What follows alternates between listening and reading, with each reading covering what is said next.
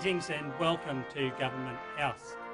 I do want to specifically acknowledge their Royal Highnesses, Prince William, the Duke of Cambridge, and Catherine, the Duchess of Cambridge, the Prime Minister, the Right Honourable John Key and Mrs Brona Key, the Speaker of the House, the Right Honourable David Carter, the Leader of Her Majesty's Loyal Opposition, the Honourable David Cunliffe and Mrs Karen Price Cunliffe, it's a long list, the Dean of the Diplomatic Corps, Her Excellency Carolyn Chrétien, and also, I understand, the Chief Justice of New Zealand, the Right Honourable Dame Sian Elias, and Hugh Fletcher. Ladies and gentlemen, Your Royal Highnesses, Janine and I are absolutely thrilled to be able to stage this state reception to welcome you to New Zealand on behalf of all New Zealanders. Your being here, your visit, is on the anniversary of the 145th visit, or first visit of a royal visit in 1869, when Prince Alfred, the Duke of Edinburgh, visited Wellington and New Zealand. He was the captain of Her Majesty's ship Galatea. So he brought his ship in, Your Royal Highness, and I note that you flew in on one of your ships on Monday. And your visit also is notable for a number of firsts. Your Royal Highness, it is fantastic that you have brought your family for their first visit to New Zealand. It is also a great delight to welcome Catherine to New Zealand on her first visit. Undeniably, though, the prestige goes to Prince George. Without further ado, because this is about you, can I say in our country's first language, mai ngā kokona o te whare Aotearoa, ngā mi mahana ki a korua, from the four corners of the House of Aotearoa. We welcome you very, very warmly. Without further ado, Your Royal Highness, it's your turn to speak.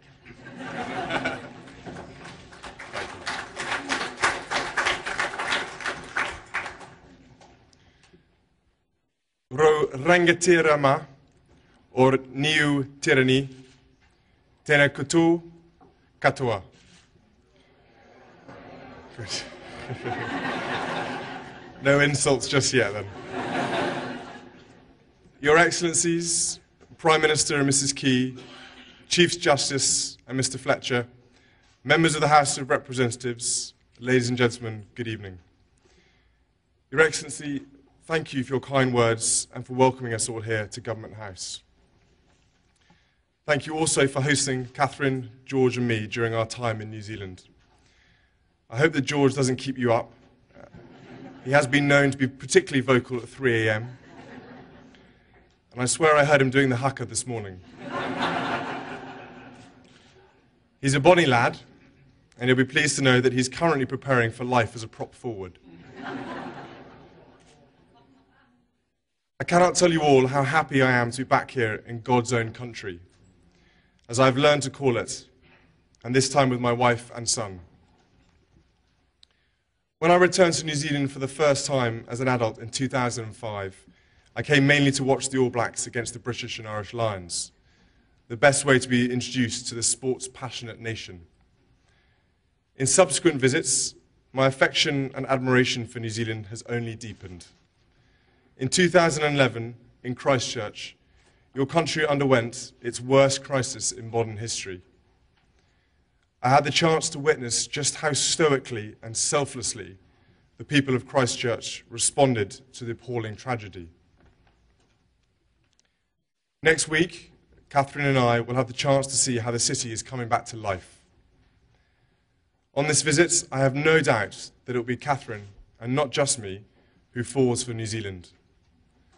The qualities that New Zealanders share in common with one another: warm-heartedness, generosity, neighbourliness, openness, an instinctive sense of justice and freedom, to name just a few, are qualities that I suspect, given your modesty, you may take for granted.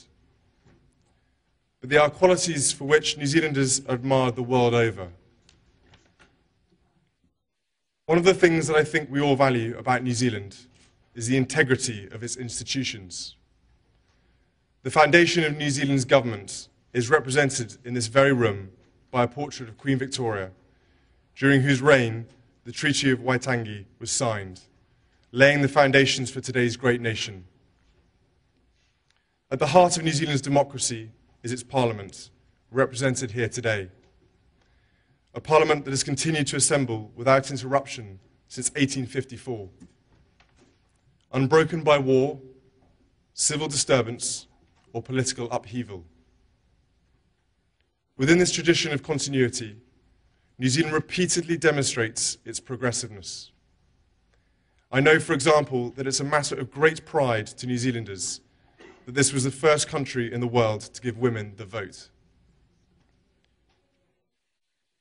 New Zealand's ability to innovate reaches beyond politics into commerce, industry, and quality of life.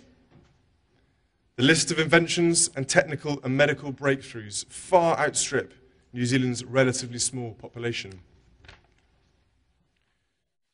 New Zealand should be rightly proud of its enviable history of blending continuity and innovation. Yet you combine all this with one of the most beautiful and varied landscapes in the world, and some first-class wine as well. New Zealand truly is a very special place.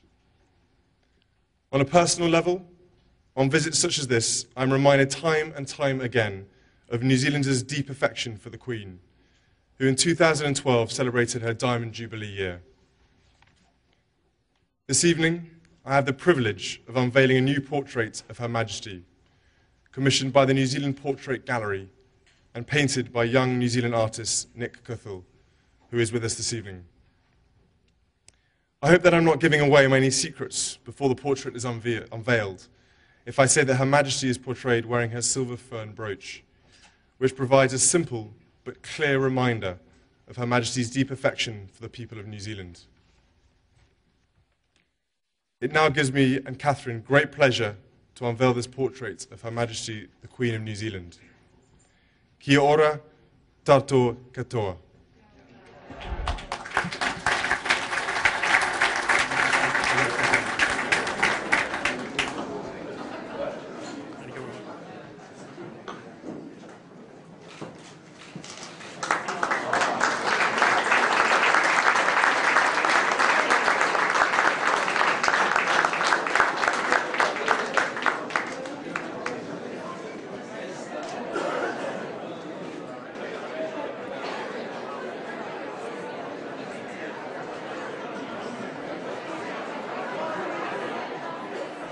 I ask you to join with us in a toast to Her Majesty Queen Elizabeth II, the Queen of New Zealand. Queen.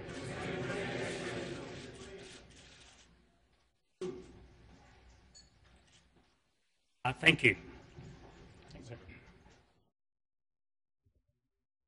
Your Royal Highnesses, ladies and gentlemen, Government House invites you.